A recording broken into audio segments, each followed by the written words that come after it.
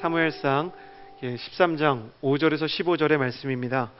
저와 여러분이 한 절씩 교독하도록 하겠습니다. 블레셋 사람들은 이스라엘과 싸우기 위해 모였습니다.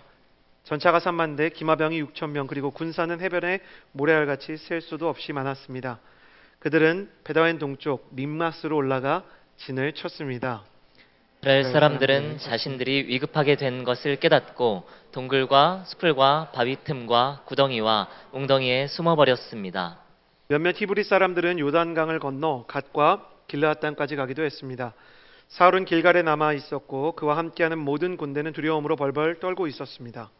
사울은 사무엘이 정해준 대로 7일 동안 기다렸지만 사무엘은 길갈로 오지 않았습니다.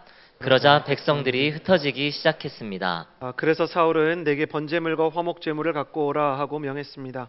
그리고 사울은 번제를 드렸습니다. 사울이 번제 드리기를 마치자마자 사무엘이 도착했습니다. 사울이 나아가 사무엘을 맞이하며 인사하자 사무엘이 물었습니다. 지금 무슨 짓을 하고 있는 것이요? 사울이 대답했습니다. 백성들이 도망치기 시작하는데 당신은 정한 시간에 오지 않고 블레셋 사람들은 믹마스로 모여들고 있었습니다. 그때 이제 블레셋 사람들이 나를 치러 길갈에 내려올 텐데 아직 여호와의 은혜도 구하지 않았구나 하는 생각이 들었습니다. 그래서 마음이 다급해져 할 수 없이 번제를 드렸습니다. 사무엘이 말했습니다. 당신은 어리석은 행동을 했소. 당신은 여호와 하나님께서 당신에게 주신 명령을 지키지 않았소. 그렇지 않았으면 하나님께서 이스라엘 위에 당신을 영원히 세우셨을 것이요. 그러나 이제 당신의 나라는 오래가지 않을 것이요. 당신이 여호와의 명령을 지키지 않았기 때문에 여호와께서는 그 마음에 맞는 사람을 찾아 그 백성들의 지도자로 세우셨소. 아멘. 옆 사람에게 이렇게 인사해 주시겠어요? 당신은 성령의 사람입니다. 옆 사람이 되게 성령 받기를 원치 않는 목소리로 축복해 주셨어요. 다시 한번, 당신은 성령의 사람입니다. 스스로에게도 이렇게 옆 사람에게 인사해 주시겠어요? 나도 성령의 사람입니다. 가슴에 손을 얹고 저를 따라 스스로를 축복했으면 좋겠습니다. 하나님은 나를 사랑하십니다. 나는 그 사랑 안에, 그 사랑이 나를 포기하지 않으십니다. 이 시간 주님 앞에 내 마음을 엽니다. 나는 절대로 이전과 같지 않을 것입니다. 아멘. 2010년에 군대에 있던 시절에 군인들은 이제 태풍이 몰아닥치는 동안에는 내무반에서 대기하고 있다가 이제 태풍이 지나가면 가지가 부러진 곳들, 또 우리가 쌓아 놓았던 이 방위 초소가 무너진 곳들을 보수하기 위해서 열심히 애를 쓰거든요. 태풍이 지나고 난 뒤에 보수 사역을 마치고 나서 제가 느꼈던 감상들을 글로 적어 놓은 노트가 있었습니다. 그때 제가 영적으로 깨달은 것에 대해서 여러분과 나누고 싶습니다. 제가 노트에 이렇게 적어 두었더라고요. 한여름에 태풍이 지나고 나니 거대한 나무 한 그루가 뽑혀 쓰러져 있다. 나무의 뿌리는 이제 한 가닥도 땅과 이어져 있지를 않았다. 태풍으로 누워버린 거목을 한동안 바라보다 나는 처음으로 알게 되었다. 뿌리가 뽑혀버린 나무도 한동안은 푸를 수 있다는 것을. 그래, 하나님을 떠난 사람도 한동안은 탁월할 수 있을 것이다. 저는 오늘 말씀을 통해 어노인팅의 세 번째 시간, 성령님의 기름 부음과 충만을 구하는 시간에 성령님의 기름 부음을 받았지만 또 하나님의 선택을 받았지만 안타깝게 그 뿌리가 뽑혀 잠시는 푸르렀지만 결국엔 시들어버린 뿌리 뽑힌 나무 사울에 대해 나누고 싶습니다. 오늘 어노인팅의 세 번째 시간은 뿌리 뽑힌 나무도 잠시는 푸르다라는 제목으로 은혜를 나누게 될 것입니다. 하나님과의 관계가 끊어진 크리스천은 땅에서 뿌리가 뽑힌 나무와 같습니다. 잠시는 그 사람 주변에 그 사람 말에 행동에 은혜가 있는 것 같고 사역이나 선교도 탁월하게 해나갈 수 있을 것처럼 보이지만 뿌리가 뽑힌 나무가 잠시는 푸르더라도 결국에는 시들어버리듯이 뿌리가 뽑힌 사람, 하나님과의 관계가 끊어진 사람은 그와 그의 이웃들이 함께 누릴 수 있는 영적인 은혜를 결국은 상실해 버리고 맙니다. 사울이 그런 사람이었습니다. 사울은 하나님의 기름 부음의 상징으로 사람들이 만들어준 왕관을 머리에 여전히 쓰고 있는 사람이었습니다. 그러나 인간이 만들어준 왕관은 쓰고 있을지언정 성령님의 기름 부음은 상실한 사람이었습니다. 반면 우리가 다음 주부터 나누게 될 하나님의 마음에 합한 사람 다윗은 그의 머리에 사람이 만들어준 왕관도 없고 그에게 장담할 수 있는 내일에 대한 화려한 플랜이나 확실한 안전장치도 없었지만 그에게 왕관이 없어도 성령님의 기름 부으심은 늘 다윗과 함께하고 있었습니다. 여러분은 어떤 사람이 되고 싶습니까? 사람들이 만들어준 왕관을 쓰고 있지만 하나님과의 관계가 끊어져 기름 부음을 상실한 사람으로 일평생 마감하고 싶습니까? 아니면 나의 인생에 비록 왕관이 쓰여져 있지 않는 시기라 할더라도 하나님께서 내 마음 가운데, 내 영혼 가운데, 인생 가운데 부어주시는 성령의 기름 부으심과 성령의 충만함으로 인하여 여러분에게 주어진 모든 인생을 이겨나가고 돌파하고 어떤 상황에서든 평안하고 행복할 수 있는 다윗과 같은 사람이 되기를 원하십니까? 사울이 될 것인가 다윗이 될 것인가, 수천 년간 크리스천들이 고민했던 이 주제를 위해 사울이 어떤 사람인지, 그리고 왜 그가 기름 부음을 상실했는지에 대해 반면교사로 한번 나눠보는 시간을 가지려고 합니다.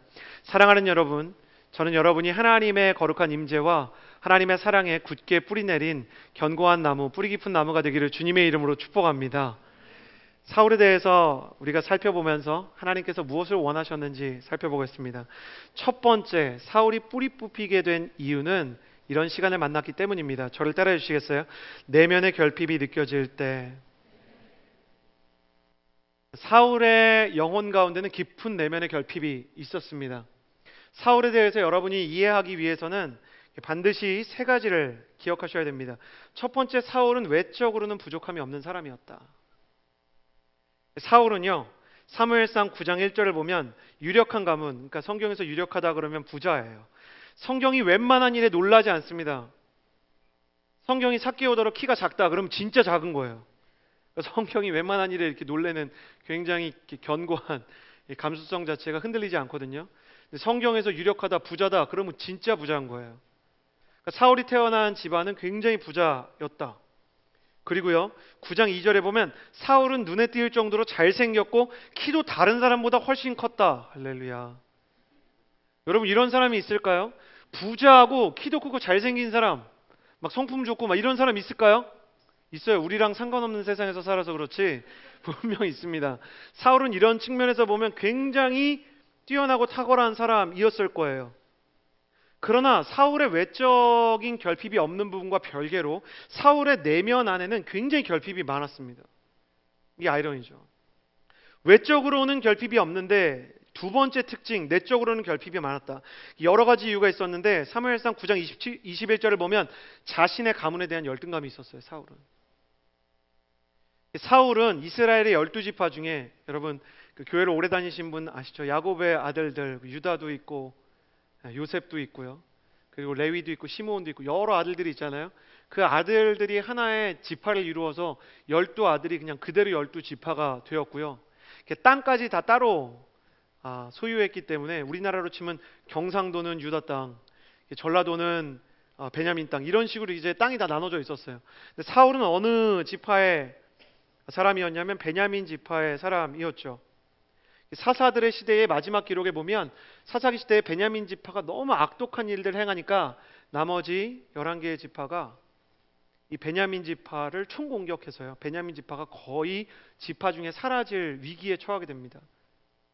완전히 형제를 멸족시킬 수 없어서 공격을 멈추긴 했지만 이 베냐민 지파 자체가 이스라엘 12지파 중에 가장 세력이 약했기 때문에 베냐민 지파에서 사울이 왕이 된다는 것은 정치적인 지지 기반이 없는 거죠. 그러니까 대통령은 됐는데 대통령을 밀어줄 의회의 의석수가 뭐 10석도 안 되는 거예요. 그러니까 얼마나 힘들었겠어요.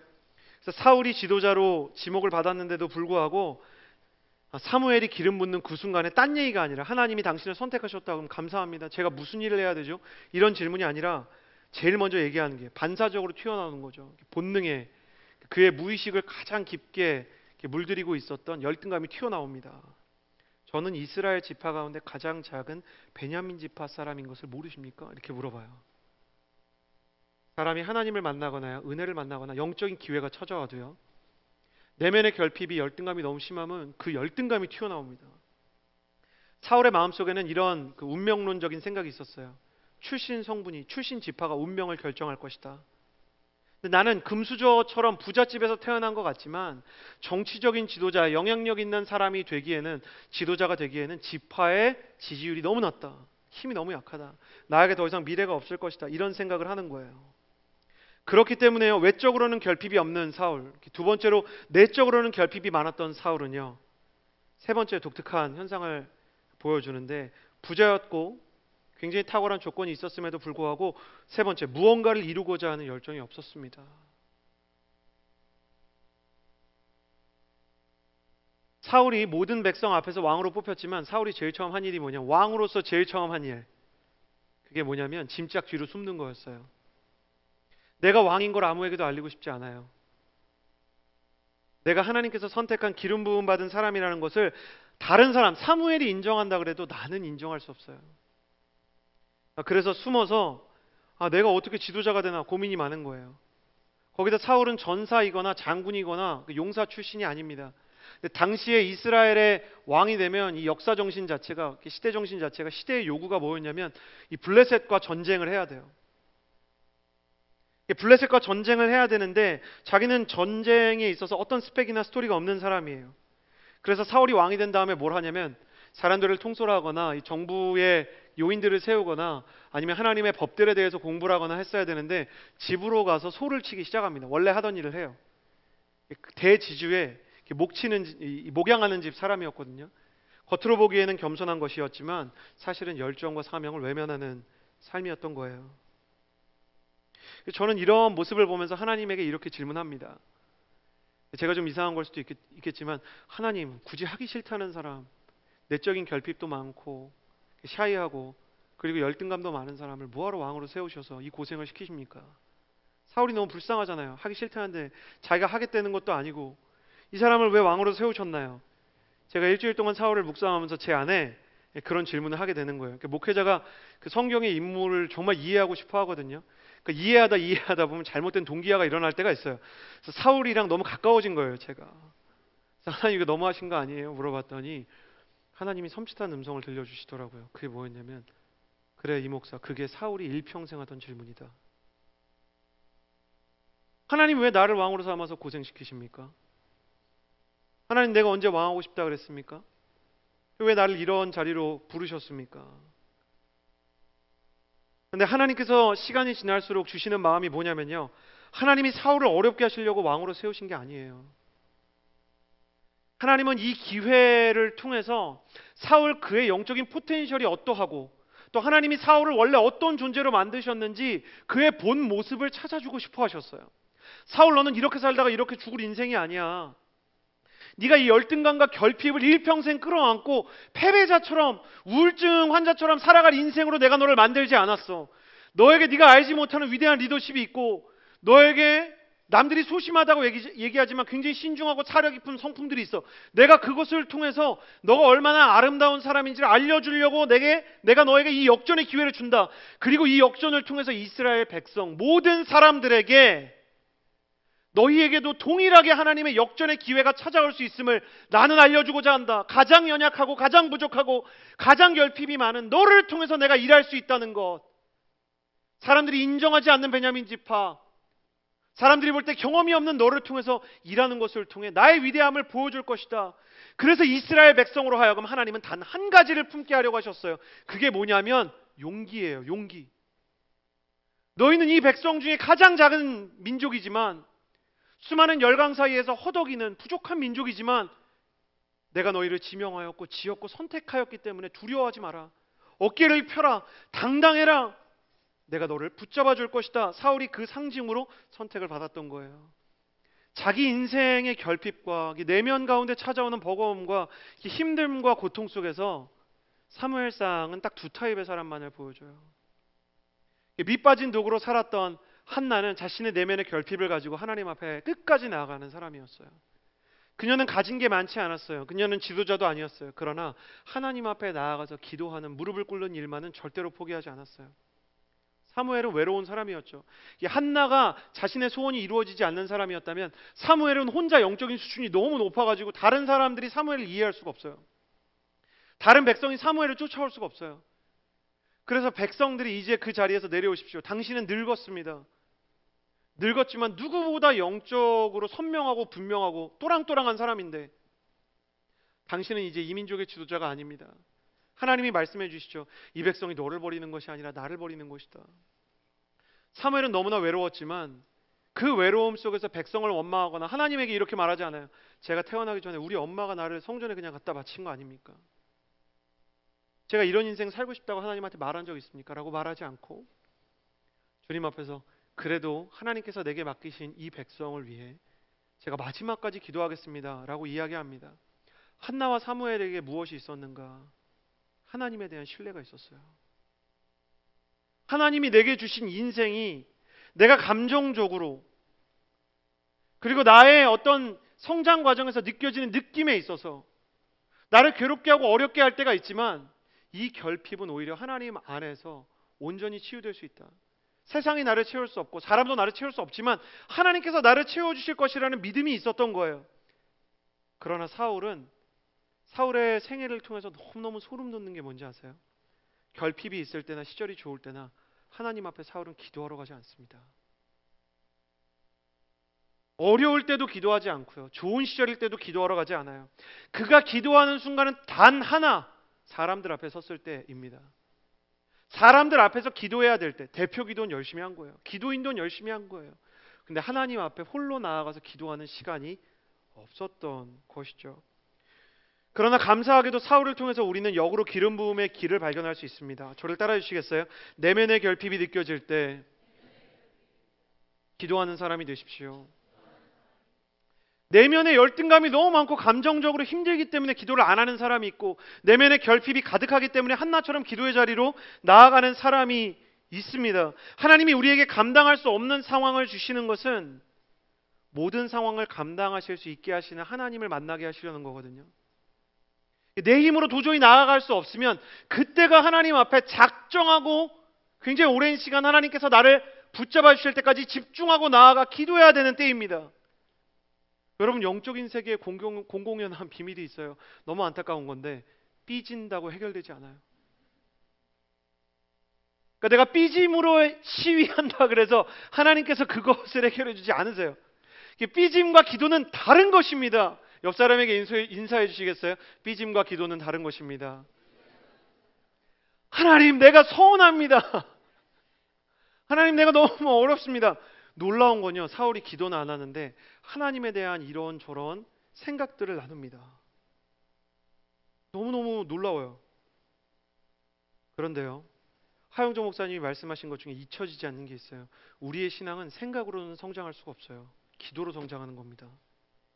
하나님에 대해서 말한다고 기도인 게 아닌 거예요.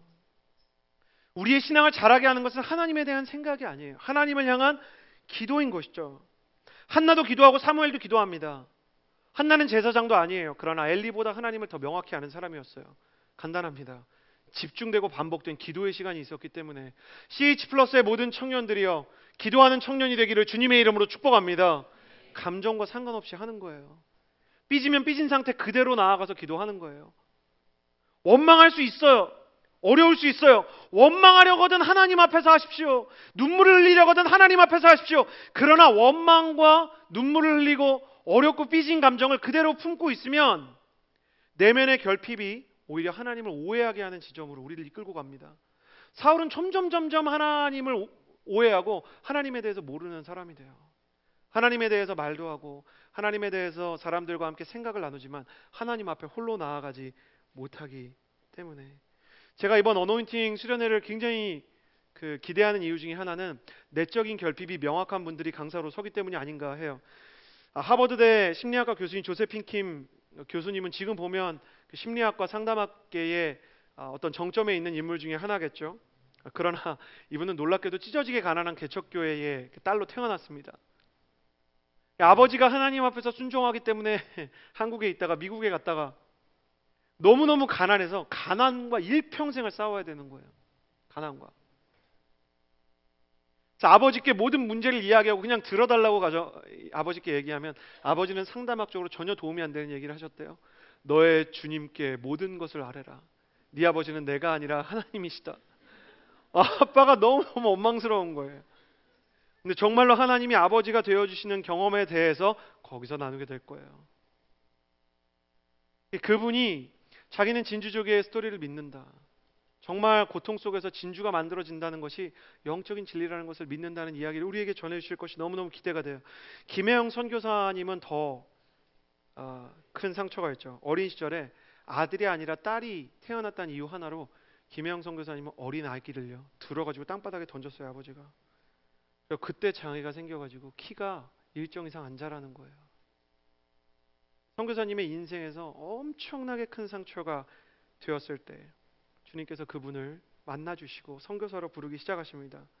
하나님께서 만나준 두 사람은, 한 사람은 하버드대에서 인간의 내면을 치유하는 상담학 교수가 되어 사회의 지도층들에게 하나님의 사랑을 전하는 역할을 하고 있고, 다른 한 사람은 세상의 밑바닥 아프리카에서 상하고 깨어진 이들을 치유하는 열방의 선교사가 된 것이죠.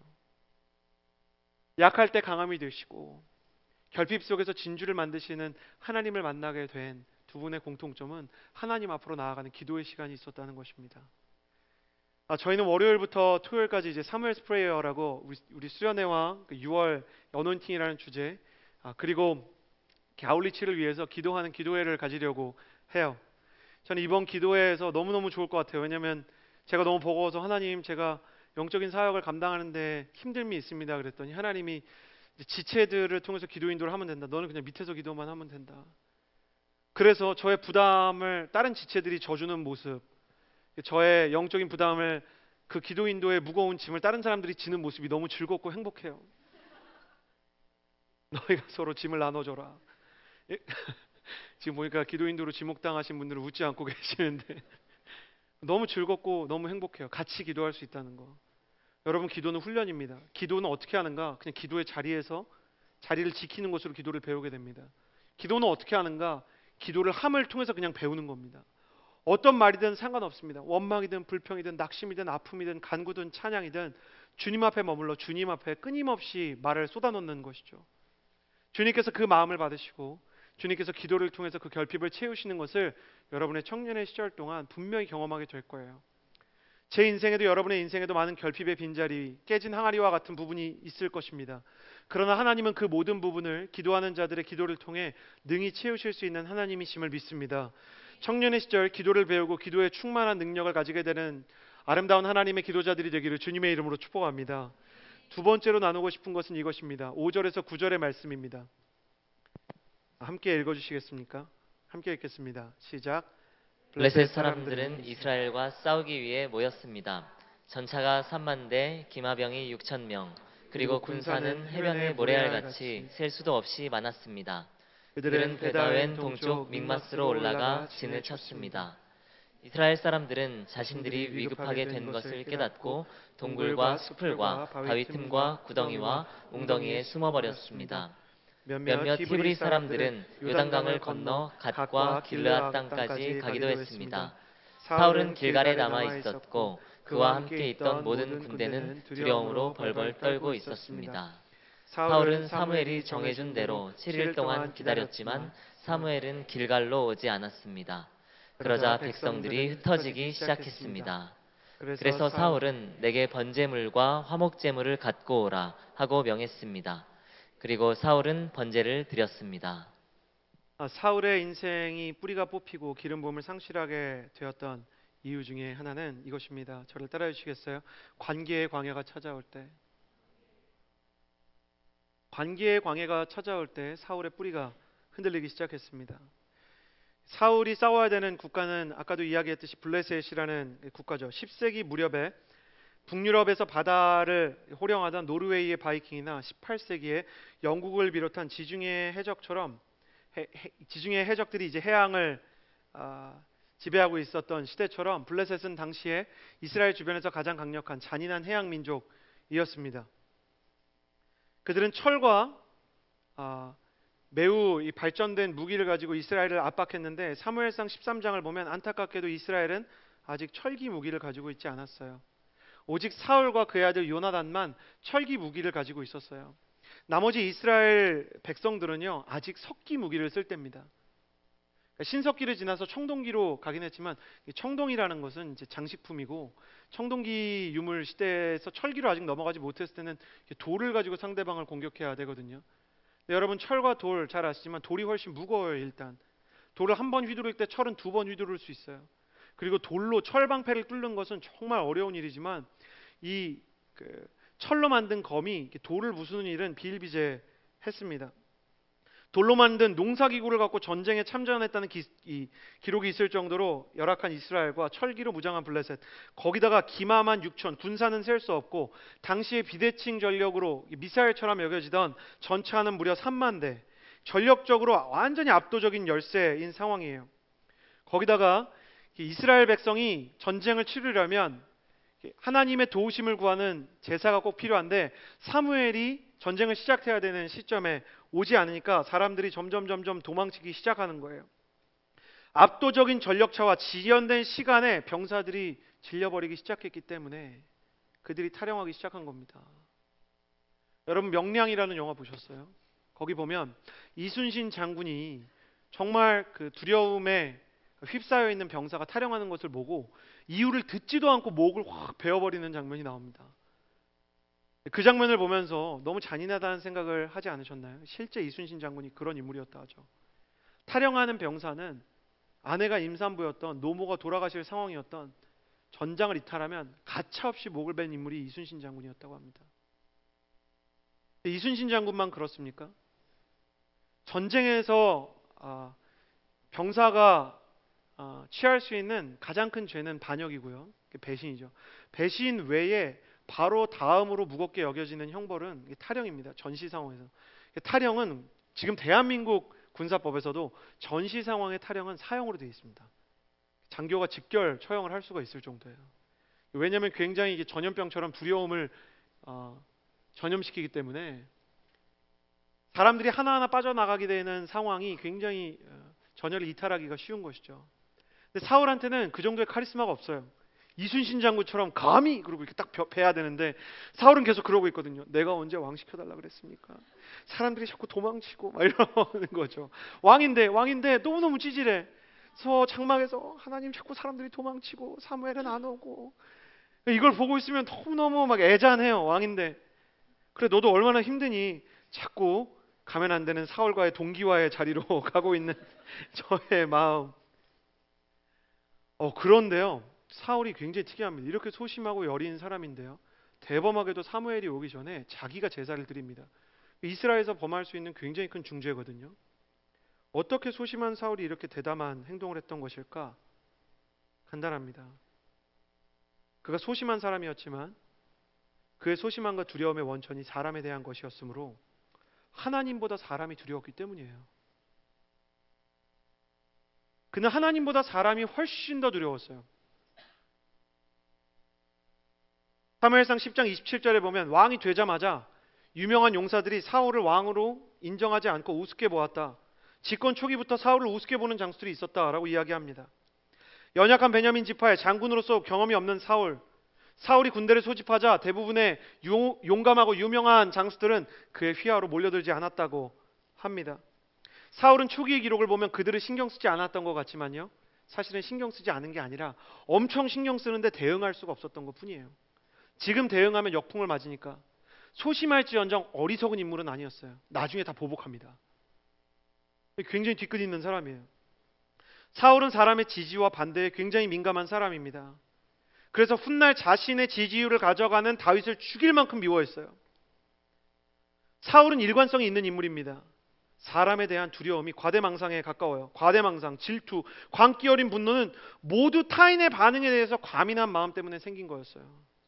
결국 과민한 사울은 사람들이 자기 곁을 떠나갈 때 타인의 비난을 모면하고 사람들로부터 버림받지 않으려고 하나님을 외면하고 하나님을 버렸습니다. 그 결과 사울은 하나님과의 관계에서 뿌리가 뽑히게 되었던 거예요. 사람들은 하나님이 사울을 떠났다고 생각하지만 사실은 사울이 하나님을 떠난 겁니다. 사울이 하나님을 버린 거예요. 그렇기 때문에 우리는 역으로 사울을 통해서 기름 부음의 두 번째 길을 배우게 됩니다. 저를 따라해 주시겠어요? 관계의 광야가 찾아올 때 하나님을 깊이 의지하십시오. 그의 삶에는 너무 많은 타인이 있었어요. 장군들도 신경 써야 되고 백성들도 신경 써야 되고, 이제는 장군과 백성과 군사뿐 아니라 막 다윗 때 보면 노래하는 여인들의 노래까지 다 신경 써야 되고, 요나단도 신경 써야 되고, 그의 장수들까지 신경 써야 되고. 누구야? 다윗이야, 나야? 내가 최고야, 다윗이 최고야? 이 거의 거울아 거울아 세상에서 누가 제일 예쁘니? 약간 집착과 광기를 보여주는 거예요. 다른 사람의 시선을 통해서만 자기 자신을 발견할 수 있었어요. 왜 그랬을까? 하나님이 자신을 어떤 사람으로 빚으시고 만들었는지에 대해서 관심이 없었어요. 사람이 나를 어떻게 보는지, 사람들이 나에게 박수를 치는지 비난을 하는지, 그게 나의 신앙에서 가장 중요하고 가장 핵심이 된다고 생각을 했어요. 그랬기 때문에 사람들이 나를 떠나고 사람들이 나에게 손가락질을 하면 그것이 너무나 두려워서 어떻게든 저 사람의 마음을 사고자 악수의 악수를 거듭하다가 결국 하나님으로부터 멀어지게 된 것이죠. 저에게도 그런 시간이 있었어요. 사람들 눈치만 보면서 신앙생활을 하던 때, 제가 청년일 때, 임원일 때는 이렇게 그렇지 않았습니다. 근데 전도사가 처음 되었을 때 25살에 교회가 저를 이제 면접을 보러 오라고 먼저 연락을 해줬어요. 청년 리더십 중에 혹시 면접 보러 오지 않겠냐고. 그래서 갔더니 저는 당연히 25살이니까 차사대에 갈 줄 알았어요. 근데 저를 대학 청년부로 캐스팅을 해주시더라고요. 근데 대학 청년부도 대학부가 있고 청년부가 있잖아요. 25살입니다. 여호수아 청년부에 저를 보내셨어요. 그때요, MC 평균 연령이 35이었습니다. 35. 저보다 10살 많은 형님, 누님들, 제가 그분들이랑 같이 사역을 하는데요, 회의록만 만들어 오면 문제가 있는 거예요. 온누리교회는 버전이 계속 바뀌잖아요. 그러니까 제가 헷갈려가지고 이전 버전과 최근 버전을 혼동해가지고 장소가 엉망이고 시간이 엉망이고 막 말이 안 돼요. 나중에는 날짜는 고쳤는데 요일은 안 고치고, 요일은 고쳤는데 날짜는 안 고쳐서 요일과 날짜가 안 맞는 거죠. 그러니까 청년분이 굉장히 온유하게, 예나 지금이나 저희 온누리교회 청년 리더십들은 굉장히 온유하잖아요. 전도사님한테 막대하지 않잖아요. 다만 잘못된 것도 얘기를 하셔야 되잖아요. 17일은 주일이 아니고 목요일이에요, 전도사님. 회의 때 이렇게 얘기하면 너무너무 창피한 거예요. 그리고 설교를 해야 되는데 목사님이 신신당부하셨어요. 나이가 아직 어리기 때문에 새벽기도 설교를 할 때나 이렇게 계엄 예배를 할 때나 장례 예배를 할 때나 어떤 때나 가급적 풀 정장을 입어라. 가급적. 그리고 이렇게 2대8 가르마를 꼭 해라. 약간이라도 나이가 들어 보였으면 좋겠다. 그래서 이렇게 했는데 제가 2대8 가르마를 하고 정장을 입었는데요, 정장에다 흰색 운동화를 신은 거예요. 긴장을 해갖고. 그러니까 그 모습을 보고 대표 MC였던 형제님이 전사님 열정적으로 설교하시는 모습을 보는데 너무너무 귀여웠어요. 그러는 거예요. 설교를 했는데 귀엽다는 거예요. 좋은 의미로 한 말인데 너무 서운해가지고 이렇게 돌아오는데 눈물이 나는 거예요. 차를 타고. 나를 귀엽다고 생각하는 저 형제님한테 내가 안수기도를 하면 안수기도도 귀여울까? 이런 생각이 들고, 막 학교로 차를 몰고 오면서 기도하는 거예요. 하나님, 왜 내가 이렇게 나이가 어린데 나를 청년부로 보내가지고 나를 이렇게 힘들게 하십니까? 근데 놀랍게 그 다음 주에 그 대표 MC님한테 저희 기도하는 주가 있었는데 진짜 안수기도를 해야 되는 때가 온 거예요. 와, 하나님, 나는 진짜 어떻게 해야 됩니까? 근데요, 여러분, 안 그런 것처럼 저를 보지 마시고 대부분 지체들이 줄을 섰는데 누가 기도해 주는지 이렇게 살짝 보면서 확인해요. 그때 그분이 저랑 눈이 마주친 거예요. 근데 약간 안 웃으려고 진짜 애쓰는 거예요. 예의를 지키려고. 근데 너무 재밌는 거지. 지난주에 재밌다고 이야기한, 귀엽다고 이야기한 전도사님이 그러니까 나한테 용기를 주려고 안 웃으려고 애쓴, 더 비참한 거예요. 저 청년이 얼마나 웃길까. 그냥 웃으면 좋겠는데, 내가 전사님한테 이렇게 웃으면 안 되지. 안수기도가 장난도 아니고 막 이분이 안 웃으려고 막 이렇게 하면서 막 이렇게 하는데 저는 그게 너무 힘든 거예요. 그래가지고 안수를 하는데 놀라운 일이 일어났어요. 저는 그런 은사가 없는데 한 번도 이 지체가 얘기한 적 없는 어떤 가정의 이야기들, 자기 인생의 아픈 그 이야기들을 기도하게 된 거예요. 그래갖고 제가 얼마나 놀랐냐면, 기도하다가 기도를 해야 되잖아요, 믿음으로. 근데 너무 순진한 거죠. 그래갖고 내가 좀 이상한 것 같다고. 기도하다가 안수기도 하다 눈 뜨고 자, 눈 떠보라고. 내가 지금 이런 기도를 할 건데 맞냐 그랬는데 나는 너무 이상한데 이 사람은 울고 있는 거예요. 전사님 맞다고 좀 기도하자고. 그때부터 이 형제님이 보여주셨던 그 리스펙트, 그날 이후로 이 형제님이 저에게 주었던 그 충성, 그 겸손, 내가 잊지 못하는 거예요. 그때 제가 그 지난주에는 하나님 나를 왜 이렇게 부르셨냐고 울면서 갔지만, 그 다음 주에는 하나님 찬양하면서 울면서, 역시 실수가 없으신 하나님, 내 인생에 정말 큰 은혜를 주시는 하나님 생각하면서 제가 얼마나 많이 울었는지요. 그때 하나님이 저에게 주셨던 것을 제가 아까 적었던 그 노트에, 저의 오래된 오답 노트라고 제가 적어놓은 게 있어요. 오답 노트에 이렇게 적어놨어요. 하나님은 어둠 속의 별이시다. 어둠이 오기 전까지는 별이 그 자리에 있는지도 모르지만 어둠이 찾아오면 비로소 별을 발견하게 되듯이 하나님은 어둠이 찾아올 때 빛나는 별과 같은 분이다.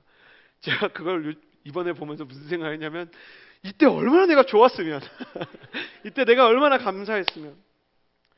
사람들이 나를 존중하려고 해도 실제로 존중하기 어려운 상황이고, 어떤 사람들이 나에게 대놓고 적개심이나 우스워 보이는 태도를 보일 때 우리가 얼마나 어렵습니까?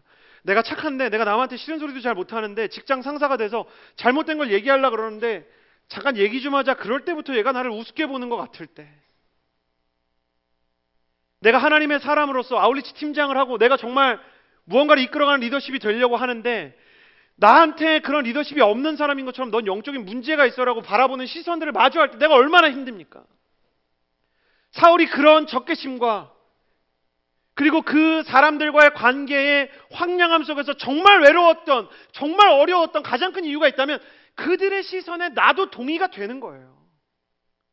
그래, 너희가 바라보는 그 사람이 나 맞다. 나는 그런 사람이 어떻게 할까? 내가 어떻게 해주면 좋겠니? 그런데 놀라운 건요, 나를 우습게 보는 사람에게 잘해주려고 할수록 그 사람이 나를 존중해주는 게 아니라는 거예요.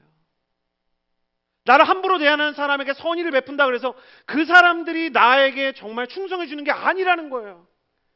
그때 그는 하나님 앞으로 갔어야 됐어요.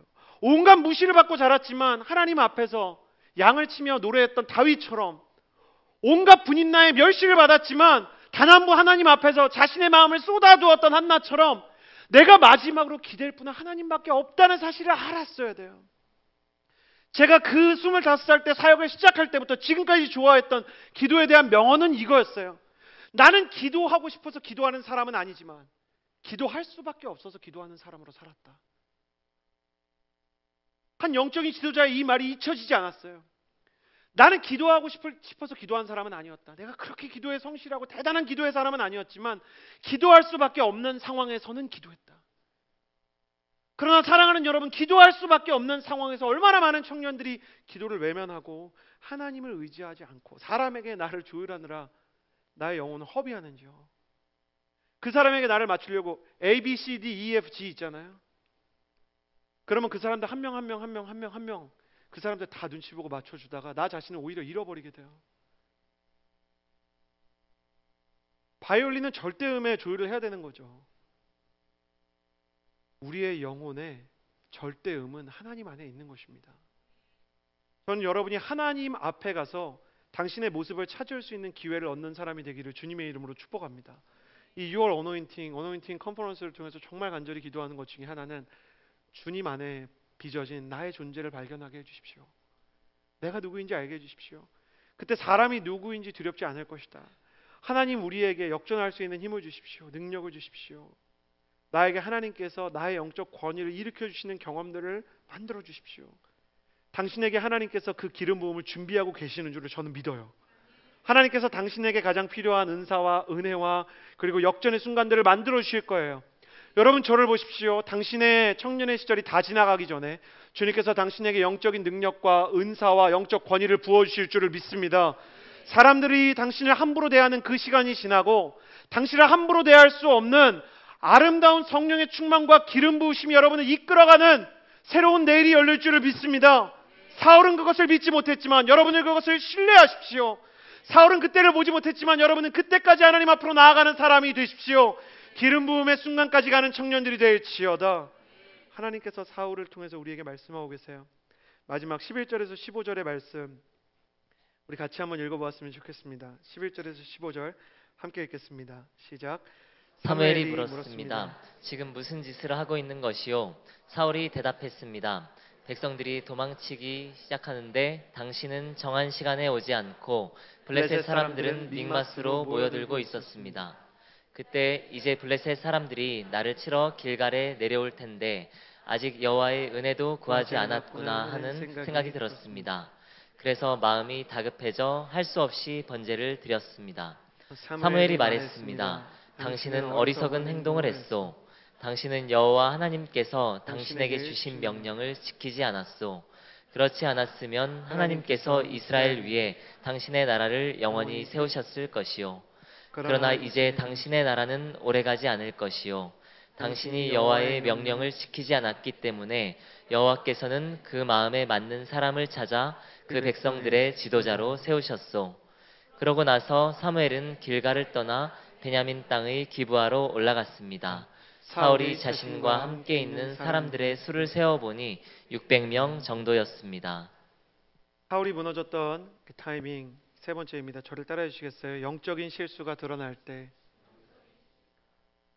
저는 내적인 결핍과 관계의 광야보다 영적인 실수에 대한 사울의 태도가 정말 큰 문제가 되었던 것 같습니다. 레위인이 아니었던 사울이 제사를 드리자 사무엘은 사울을 책망합니다. 내가 늦게 오고 싶어서 늦게 온 것이 아니라 하나님이 당신이 어떤 사람인지를 보려고 이 모든 상황을 만든 것인데 당신이 하나님 앞에서 잘못했습니다. 당신이 하나님을 기다리지 못했습니다. 그러니까 사울이 이유를 들어서 자신의 뒤틀린 반응에 대해서 변명하기 시작해요. 첫 번째, 백성들이 달아나 버렸습니다. 두 번째, 사무엘이 늦게 도착했습니다. 세 번째, 그래서 할 수 없이 번제를 드렸습니다. 사울이 자신의 책임을 회피하는 것이죠. 저는 이 모습을 보면서요, 사울에 대해서 굉장히 안타까운 마음이 들어요. 왜냐하면 사울의 말이 일리가 있기 때문이에요. 그래요. 사람들에 대한 어려움이 많고 나는 아직 내적으로 연약하고 그리고 블레셋은 강한데 버거운데 하나님 나더러 어떻게 하라는 겁니까? 아마 저와 여러분이라도 그럴 수 있을 것 같아요. 여러분은 아닐지 모르지만 저는 그럴 수 있을 것 같아요. 그런데 거기까지도 하나님은 이해하셨어요. 하나님은 이것 자체까지도 잘못이라고는 말씀하셨지만 이해를 못하는 건 아니었을 거예요. 문제는 뭐냐? 사울의 이 부분이에요. 나는 아무 잘못이 없습니다. 사울은 잘못했다고 말하지 않아요. 저는 이 부분이 다윗과 사울을 가르는 가장 큰 지점이 아니었나 생각을 해요. 다윗도 완전한 사람이 아니었어요. 아마 한나도 사무엘도 그렇지 못했을 것입니다. 그러나 문제가 발생했을 때 다윗은 하나님으로 앞으로 가서 무릎을 꿇었고 사울은 그렇게 하지 않았죠. 그는 자신의 왕관을 지켰지만 기름 부음은 잃을 수밖에 없었어요. 다윗은 하나님 앞에서 범죄했을 때 왕관을 잠시 잃었었습니다. 압살롬의 반역으로 인해서 잠시 왕관을 벗는 끔찍한 아들을 잃는 끔찍한 아픔이 있었지만 그는 하나님 앞에서 변명하지 않고 변명 대신 회개를 했죠. 상황은 사울이 만든 것이 아니었어요. 그 상황이 어려운 것도 맞았어요. 그러나 상황이 우리 모두의 책임은 아니지만 그 상황에 대한 책임은 그 상황에 대한 반응은 우리의 책임이 되는 거예요. 근데 하나님은 늘 마지노선을 여기다 둬요. 하나님, 내가 부족하고 연약하고 잘못돼서 이 모든 일이 생겼습니다. 사울은 그렇게 하지 않아요. 나는 그럴 수밖에 없었습니다 라고 이야기해요. 사무엘이 그것을 보고 당신에게 이제 소망이 없습니다 라고 얘기하기 시작합니다. 하나님은 우리의 모든 죄를 용서하시지만 잘못이 없다고 말하는 사람은 용서할 수가 없습니다. 하나님은 모든 사람을 용서해 주세요. 어떤 죄든 용서할 준비가 되어 있으세요. 그런데 그 사람이 잘못했다고 말하지 않으면 용서할 수가 없는 거예요. 환자의 동의가 없이 수술이 진행될 수 없는 것처럼. 아니, 암세포가 있어서 수술을 하려도 환자가 동의를 해줘야죠. 근데 나는 아프지 않고 나는 문제가 없다고 끝까지 버티는데 어떡하냐고요. 하나님이 만들어 놓으신 영적인 법칙이에요. 인격적인 교류. 볼지어다 내가 문 밖에 서서 두드리노니 문 밖에서도 두드린다 그랬지 FBI처럼 FBI다. 문 부시고 들어가서 강제로 진압하노니라고 말씀하지 않으셨어요. 두드리는데 내가 잘못이 없다고 이야기하는 거예요. 그는 하나님에게 서운한 것이죠. 토라진 것이죠. 내 인생에 이렇게 무거운 것을 어떻게 하라는 겁니까? 무기도 없고 사람들은 나를 인정해주지 않고. 사무엘은 늦게 도착하는데 놀랍게도요, 하나님의 심판 속에서도 하나님이 이스라엘을 불쌍히 여겨서 이스라엘이 이날 전쟁에서 이깁니다. 이 전쟁은 어차피 이길 전쟁이었어요. 그러면 이기는 것을 보고라도 사후 약방문이라도 소 잃고라도 외양간을 고치는 심정으로 하나님 앞에 가서 하나님이 이런 분이신지 내가 알았어야 됐습니다. 하나님 내가 잘못했습니다 라고 그가 돌이켰다면 그는 다윗처럼 우리 모두에게 위로를 주는 성군이 될 수 있었을 거예요. 가장 큰 죄는 돌이키지 않는 것 뿐이죠. 사울을 통해서 배우는 기름 부음의 세 번째 길은요, 영적인 실수가 드러날 때 회개의 자리로 돌아가야 한다는 거예요. 사울은 왜 돌아가지 않았을까? 저는 계속 묵상해 봤어요. 왜냐면 저는 사울이랑 비슷한 게 많은데 그래도 잘못이 드러나고 하나님이 저한테 뭐라고 말씀하시면 사람들 앞에서는 그걸 일일이 이야기하지 않더라도 하나님 앞에 가서 잘못했다고 이야기하거든요. 왜 그럴까? 사울이랑 내가 뭐가 다를까? 제가 사울보다 엄청나게 탁월한 사람은 아니지만 뭔가 비슷한데 다른 게 뭘까 생각해 보니까 저는 하나님의 사랑을 믿는 마음이 있더라고요. 근데 사울은 하나님을 어려워했어요.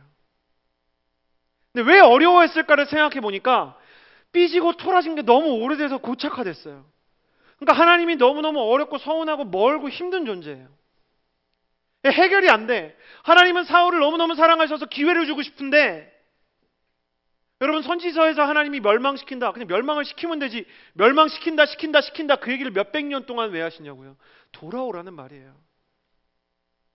지금 이 말씀을 들으면서도 마음 가운데 굉장히 불편한 분들이 계실 거예요. 하나님한테 토라져 계시는 분들, 삐져 계시는 분들, 삐지고 토라진 것으로 하나님에게 무언가 시위하고 항의해서 원하는 것을 얻어내려는 마음이 있는 분들, 나는 아닐 거야 라고 생각하는 그분들, 바로 그분들이에요. 여러분, 우리 인생에서 얼마나 하나님 앞에 그런 마음을 품을 때가 많은지요. 하나님이 나를 위해서 하시는 수고는 안중에도 없고 내가 원하는 그 한 가지를 들어주시지 않았다는 것 때문에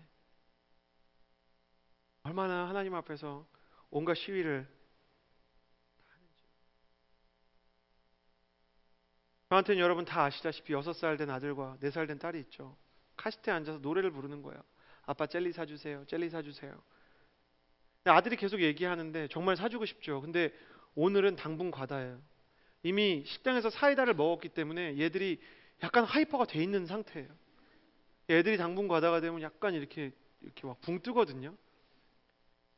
그래가지고 제가 대한민국이 요즘에 그렇지 않아도 이렇게 약간 감정을 띄우는 약물들 때문에 걱정이 많은데 이 아이들을 보면서 절제하는 법을 알려주려고 젤리 안 된다. 근데 딸은 아빠가 안 된다 그러면 자기 그냥 안 된다고 생각을 하고 오빠를 정지하기 시작해요. 연준아, 아빠가 안 된다잖아. 이렇게 얘기해요.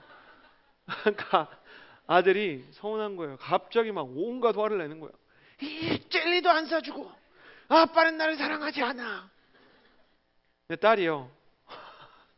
제가 딸도 좀 가만히 있으면 좋겠는데 딸이 아들한테 그럽니다. 젤리 안 사준다고 널 사랑하지 않는 건 아니야. 이럽니다. 와, 진짜 아들에게 찾아온 이 서운함과 아픔에 정말 시간이죠. 아빠는 젤리도 안 사주고. 그랬더니 그때 전 그 말이 잊혀지잖아요. 사줄 돈도 있으면서.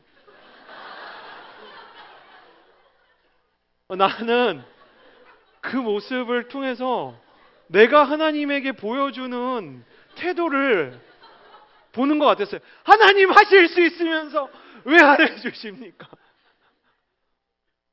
그러니까 이유는 관심이 없어. 온데간데 없어. 뭐라고 말을 해도 그냥 납득이 안 돼. 이게 들어져야 되는 거예요. 그러니까 막 그러는 거예요. 그러니까 너무 놀라운 게 뭐냐면 그때부터는 제 마음이 불편한 거예요. 뭐냐면 너희의 상황극을 통해 나의 영적인 상태를 진단하지 마. 내 아들 딸들아. 그래서 운전하면서 아빠 마음 불편하니까 그만해. 아빠 마음 불편하니까 그만해. 근데 계속 그러는 거예요. 그러니까 제가 뭐라 그랬냐면 그만하라 그랬잖아. 안 된다고 했잖아. 주차장에서 소리를 질렀어요. 그러니까 아들이 갑자기 웃으면서 갑자기 그래요. 알았어 아빠, 뭘 그렇게 화를 내고 그래. 그러는 거야. 왜 그렇게 화를 냈나 보니까 제가 하나님한테 구하고 기도하고 제가 하나님한테 호소하는 사울의 마음이 저한테도 있는 거예요. 여러분, 하나님 앞에서 제가 생각할 때 안 되는 것들이 있죠. 물질적이거나 건강에 대한 거나 저의 외적인 것들이나 제가 가지기 원하는 능력이나 제가 가진 욕심들 하나님이 다 들어줄 수 없잖아요. 근데 그걸 안 들어주면 내가 포기하면 좋은데 포기는 안 하고 마음속에 그냥 다 쟁여놓는 거예요. 왜 안 들어주실까? 왜 안 들어주실까? 할 수 있으면서 왜 안 들어주실까? 젤리주세요, 젤리주세요. 말만 안 하지 온 존재로 시위를 합니다. 기도할 때 남들 다 기도할 때 일어나라 그러면 일어나긴 하는데 기도는 안 해요. 버티는 겁니다. 하나님 다 아시죠? 내가 왜 이러는지 아시죠? 아셔야 되는 거 아닙니까?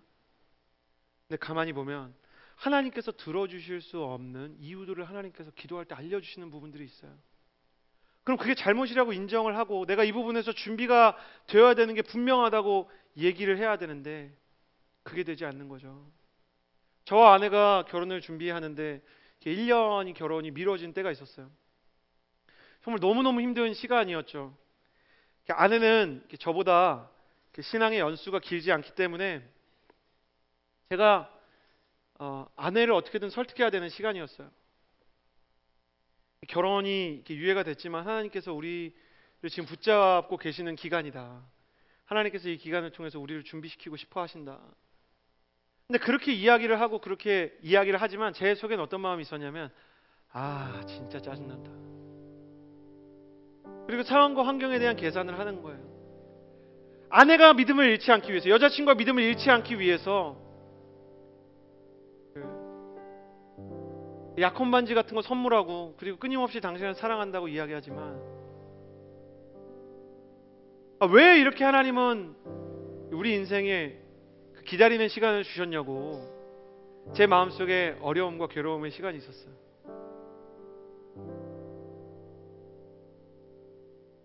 근데 결혼을 나중에 하고 보니까 제가 깨닫게 된 건데 저는 정말 한 사람의 남편으로서 한 사람의 가장으로서 굉장히 핵심적인 준비를 그 해에 하게 됐던 것 같아요. 나는 지금이고 싶은데 지금이 아닌 이유를 끊임없이 찾으면서 제 마음을 들여다봤더니 제 마음 안에 가장 큰 문제가 있었어요. 내 마음속에 해결되지 않은 다혈질과 분노와 용서하지 못하는 마음들이 있었어요. 하나님 그것에 대해서 계속 이야기하고 계셨어요. 너의 마음속에 있는 그 다혈질을 나는 치유하고 왔으면 좋겠다. 근데 저는 뭐라고 그러냐면 하나님, 다혈질인 상태로 결혼하는 사람도 많잖아요. 하나님, 쟤도 다혈질인데 나보다 더 나쁜 놈인데 결혼했고 하나님, 쟤는 영적으로 하나님 더 신뢰하지 않는데 쟤는 결혼했고 근데 왜 나만 안 돼요? 왜 나만 안 돼요?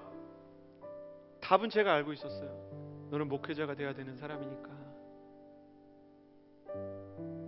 네가 목회로 한 가정에 아름다운 본을 보여야 되니까 준비돼야 된다. 너무 싫은 거예요. 그러나 하나님께서 저를 얼마나 사랑하셨는지 어느 날 제가 하나님 앞에 기도하는데 저에게 큰 상처를 받았던 한 사람이 그 해에 저를 찾아왔어요. 전도사님, 제가 전사님한테 몇 년 전에 굉장히 상처를 받았었던 거 기억하시죠? 제가 잊지 못해요. 왜냐면 그 사람의 상황을 모르고 그건 다 당신의 잘못이라고 얘기를 했는데 그분도 저한테 자기 가정의 모든 얘기를 하지 않았지만 부모님한테 그냥 순종하라고 얘기하는 그 부모님이 순종할 수가 없는 사람이었어요. 왜냐면 그 상담 이후에 2달 뒤에 수감되셨거든요. 자식을 통해서 너무 악독한 일들을 하니까 목회자를 찾아와서 얘기한 건데 제가 너무 피곤하고 힘드니까 부모님한테 순종하라고, 내 부모를 공격하지 말고 공경하라고, 그냥 그렇게 가서 너무너무 힘들었던 시기를 보냈는데 하나님이 오히려 저를 위로하셔서 큰 은혜를 받게 됐다는 걸 알게 된 거예요. 제가 그게 생각이 나서 너무 미안하다고 그 서빙고 로비에서 붙잡고 그냥 펑펑 울었어요. 근데 진짜 괜찮다고 그러더니 저를 위해서 기도해 주시는 거예요. 우리 전도사님 마음에 걸리는 거 없이 사역 잘하게 해달라고, 하나님의 거룩한 기름 부은 사람으로 앞으로도 쓰임받을 줄을 믿는다고. 제가 무슨 생각이었는지 모르겠는데 두 손을 꼭 잡고 그랬어요. 그냥 지체인데 고맙습니다 선생님, 저를 위해서 기도해 주시고. 그리고 올라왔는데 그날 서빙고 3층에 아무도 없어요. 화요 성령 집회가 끝났어요. 캄캄해요. 근데 그때 보니까 하나님께서 왜 저를 다듬어 가고 계시는지를 알겠는 거예요. 내가 내 여자친구와 내 아내를 얼마나 성실하지 못하게 대하고 있고 내 안에 얼마나 해결되지 않은 상처들이 많은지 하나님 그거 좀 고치시겠다고 1년을 유예했는데 내 계획과 틀리다고 내 맘대로 계획 잡아놓고 나서 왜 계획 잡을 때 아무 말도 안 했냐고 기도도 안 하고 계획 잡아놓고 그 시간을 보내면서 버티던 제가 하나님 앞에 간절히 잘못했다고 얘기하기 시작했어요. 제가 그 하나님께 너무 감사한 것은 하나님이 그때까지 저를 기다려 주셨다는 거예요. 사울에게는 사실 일평생 기회가 있었어요. 제가 아는 하나님은 귀신이 들렸을 사울이라도 하나님께로 돌아가기만 했다면 주님 그를 구원해 주셨을 거예요. 하나님, 내가 준비 없이 왕이 되고 부족한 사람이었지만 하나님이 나를 왕으로 삼으신 것이 너무 훌륭한 계획이었다고 이야기하고 당신을 신뢰하고 이제라도 내 마음을 돌이키겠다고 얘기했으면 하나님 그를 고쳐주셨을 거예요. 근데 끝까지 버팁니다. 여러분, 저는 여러분에게 이런 질문을 던지고 싶어요. 언제까지 버티실 생각이십니까? 언제까지 하나님 앞에서 서운하고 토라진 채로 인생을 허비해서 뿌리 뽑힌 나무로 잠시 푸른 이 계절 나의 은혜와 예배가 살아있는 것처럼 착각을 하시려고 하십니까? 뿌리 뽑힌 나무의 가장 아름다운 비밀은 무엇입니까? 다시 심으면 살아나는 거예요. 완전히 죽기 전에 다시 심으면 살아나는 거예요. 회개는 다시 심는 거예요. 아직 살아있을 때, 당신이 이 자리에서 예배할 수 있을 때, 하나님을 떠나지 않았을 때, 내가 지금이라도 하나님을 신뢰하기 원한다고 서운하고 힘든 일이 너무 많지만 하나님 이것을 통해서 내 인생에 주시기 원하는 계획이 무엇인지 들어보기 원한다고 나의 토라지고 잘못된 마음이 있다면 나를 용서해 주시고 아버지 품으로 돌아갈 수 있는 용기를 달라고, 무엇보다 그 하나님이 나를 사랑하신다는 믿음을 다윗처럼 끝까지 가질 수 있게 해달라고 기도하셔야 돼요. 당신이 하나님께로 돌아가기로 작정한다면 하나님은 그 자리에서 당신을 안아주실 거예요. 탕자는 잘한 게 하나도 없지만 딱 하나 잘했어요. 아버지께로 돌아가야 될 때 돌아갔어요. 나는 여러분이 돌아갈 수 있는 용기가 있게 되기를, 제자리를 찾아갈 수 있는 용기가 있게 되기를 바랍니다. 그렇다면 여러분에게 새로운 은혜의 충만과 영적인 회복이 분명히 약속되어 있을 것입니다. 이 시간에 함께 기도합니다. 이 시간에 기도할 때 하나님 앞에서 정직하게 기도합시다. 하나님, 나는 하나님께 서운한 것이 굉장히 많습니다. 내 인생의 결핍과 내 인생의 아픔과 내 인생의 힘겨움들이 너무 많습니다. 하나님께서 내게 들어주시지 않는 기도의 제목들과 하나님께서 나를 만져주시지 않고 들어주시지 않는 시간들로 인해서 내가 너무너무 괴롭고 힘든 시간을 보내고 있습니다. 그렇지만 내가 하나님 앞으로 다시 돌아가기를 원합니다. 내가 하나님의 품 안으로 다시 돌아갈 수 있게 되기를 원합니다. 하나님이 나를 아직도 사랑한다는 것을 내가 믿을 수 있게 해주시고 사울의 길을 가지 않게 해주십시오. 나는 사울의 길을 가고 싶지 않습니다. 나는 여기서 새로운 산 길을 경험하기를 원합니다. 하나님께서 나를 회복시키실 길을 기대하고 하나님과 동행하기 원하는 분들이 있다면 그 자리에서 일어나 주시겠어요? 하나님, 나는 사울의 길로 가고 싶지 않습니다. 나의 가장 힘든 순간 나는 하나님을 바라보기를 원합니다. 하나님께서 내게 주시는 인생의 길들이 마음에 들지 않고 결핍이 있지만, 그러나 그 결핍과 비어있는 공간 때문에 나는 오히려 하나님께로 더 나아갈 것입니다. 하나님, 내가 하나님께로 나아가지 못하게 하고 주님께로 가지 못하게 하는 악한 영으로부터 나를 지켜주시고 나의 마음을 고쳐주시고, 토라지고 침체되고 상해 있는 나의 마음 가운데 다시 한번 하나님의 은혜와 성령의 기름 부음을 내려 주옵소서. 같이 우리 하나님 앞에서 기도하며 나아갑시다. 기도하겠습니다.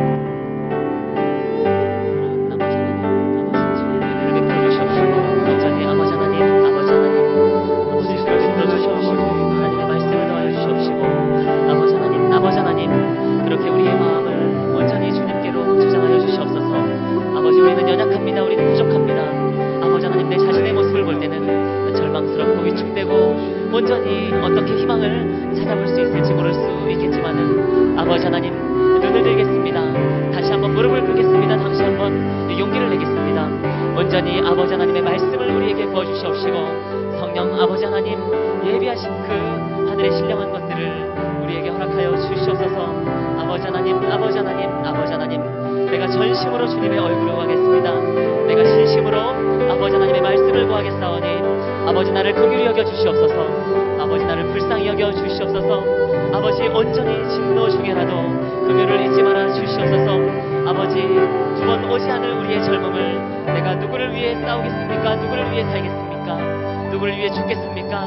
오직 예수 그리스도시고 나의 구원자시고 반석이시고 하나님이신 것을 내 입으로 고백하고 주님께 무릎을 꿇고 기도하오니 아버지 하나님, 아버지 하나님, 우리 마음 가운데 온전히 하나님의 사랑과 그 은혜와 말씀을 부어 주시옵소서.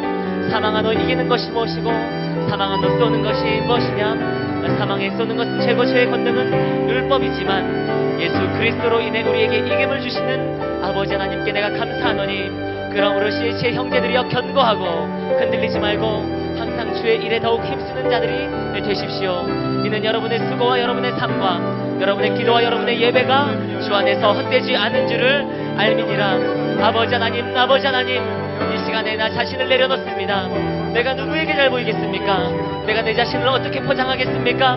온전히 민낯으로 맨몸으로 주님 앞에 나아가여 기도하오니 아버지 하나님, 아버지 하나님, 인도하여 주시옵시고 역사하여 주시옵시고 하나님 각 사람을 향한 하나님의 선물로 주어지는 역사가 있게 하여 주옵소서. 우리가 하나님 앞에서 예배하고 하나님 앞에서 기도하고 주님의 이름을 부를 때 주님께서 한 사람 한 사람을 붙잡고 고쳐주시는 것을 경험할 수 있도록 온전히 아버지 하나님의 말씀에 집중하겠습니다. 아버지 하나님의 사랑에 집중하겠습니다. 온전히 주님의 신앙에 집중하겠습니다. 아버지 내가 구했던 것들 하나님은 우리가 약할 때 강함이 되십니다. 그 약할 때 강함이 되신 하나님을 만나기 위해서 약할 때 기도하고 예배하는 힘을 길러야 합니다. 모든 약한 자를 강하게 하시는 것이 아니라 약할 때 하나님을 바라보시는 이들을 강하게 하시는 줄을 믿습니다. 여호와를 앙망하는 자는 새 힘을 얻으리니 독수리 날개침 같을 것이요 주께서 그들을 비상하게 하시리라 말씀에 적힌 것처럼 여러분 한 사람 한 사람이 여호와 하나님을 바라보고 기도할 수 있는 기도의 능력을 성령께서 부어주시기를 위하여 기도할 것입니다. 이 시간에 기도할 때 한 손은 가슴에 한 손은 하늘로 향하여 들고 기도합시다. 하나님 나의 내면에 기도의 영을 부어 주옵소서. 하나님 나의 입술에 기도의 은사를 부어 주옵소서. 방언의 문을 열어주시고 하나님의 마음을 느끼는 영적 감수성의 통로들을 열어주시고 예언과 환상의 문을 열어주시고 하나님의 거룩한 정소와 기쁨이 임하는 기쁨과 희락의 영을 부어 주옵소서. 기도의 문을 열어달라고 기도하며 나아갈 때 주여 한번 부르짖고 기도합니다. 주여 아버지 하나님 기도의 문을 열어주시옵소서. 기도하는 사람이 되게 하여 주시옵시고 주님께 무릎 꿇는 사람이 되게 하여 주시옵시고 주님을 찬양하는 사람이 되게 하여 주시옵소서. 아버지 하나님, 아버지 하나님, 아버지 하나님, 내가 무엇으로 주님을 의지하겠습니까? 온전히 무릎을 꿇게 하여 주시옵시고 우리의 손을 모으게 하여 주시옵시고 아버지 하나님 주님의 얼굴을 구하고 주님을 향하여 기도할 수 있도록 주님 역사하여 주시옵소서. 아버지 하나님, 아버지 하나님, 내가 생각하지 않겠습니다. 내가 주저앉지 않겠습니다. 내가 절망하지 않겠습니다. 내가 온전히 주님께 기도하겠습니다. 내가 시간을 정해서 기도하겠습니다. 내가 아버지 하나님께 온전히 의뢰하고 의지하며 나아가겠습니다. 아버지 하나님 나의 간구를 들어주시옵소서. 나의 목소리를 외면하지 말아주시옵시고 온전히 아버지 하나님 내 마음을 아버지 하나님 불쌍히 여겨주시옵소서. 아버지 하나님, 아버지 하나님 깨어나게 하시고 방언하게 하시고 온전히 주님께만 돌아가게 하여 주시옵소서. 아버지 일어난 새벽을 깨우리로다. 아버지 내 영혼이 확정되고 내 영혼이 확정되었사오니 아버지 하나님 믿음의 눈으로 주님을 바라보게 하여 주시옵소서. 사랑하는 아버지 하나님, 사랑하는 아버지 하나님, 아버지 정결한 마음을 주시옵시고 정직한 영을 새롭게 하여 주시옵시고 온전히 주님의 사랑을 내 마음 가운데 임하여 주시옵소서. 새 노래로 찬양하게 하시고 온전히 전심으로 부르시게 하시고 진심으로 부르시게 하여 주시옵소서. 아버지 하나님, 아버지 하나님, 아버지 하나님, 기도의 사람이 되게 하여 주시옵소서. 아버지 하나님 무릎의 사람이 되게 하여 주시옵소서. 아버지 내가 계산하지 않겠습니다. 내가 재지 않겠습니다. 내가 다른 것을 의지하지 않겠습니다. 내가 오직 만군의 여호와시고 이스라엘의 하나님이신 여호와를 구하겠사오니 아버지 하나님 내가 주님을 찾을 때 만나 주시옵시고 구하라 그리하면 찾을 것이요 문을 두드리라 그러면 열릴 것이니 온전히 아버지 하나님 주님의 약속을 붙잡고 기도의 사람으로 나아가기를 원하오니 아버지 하나님 말씀하여 주시옵소서. 임하여 주시옵소서. 기름 부어 주시옵소서. 주님의 사랑으로 도하여 주시옵소서. 아버지 하나님, 아버지 하나님, 아버지 하나님, 아버지 나의 마음이 다른 것을 계산하지 않게 하여 주시옵소서. 아버지 순전한 마음으로 주님께 나아갈 수 있도록 주님 역사하여 주시옵소서. 아버지 하나님, 기도의 습관을 갖겠습니다. 기도의 결정을 하겠습니다. 하나님, 기도의 불길이 꺼지지 않는 사람들이 되게 하여 주옵소서. 어렵기 때문에 포기하는 사람들이 가득한 시대에, 어렵기 때문에 주님 앞으로 나아가는 하나님의 사람이 되게 하여 주옵소서.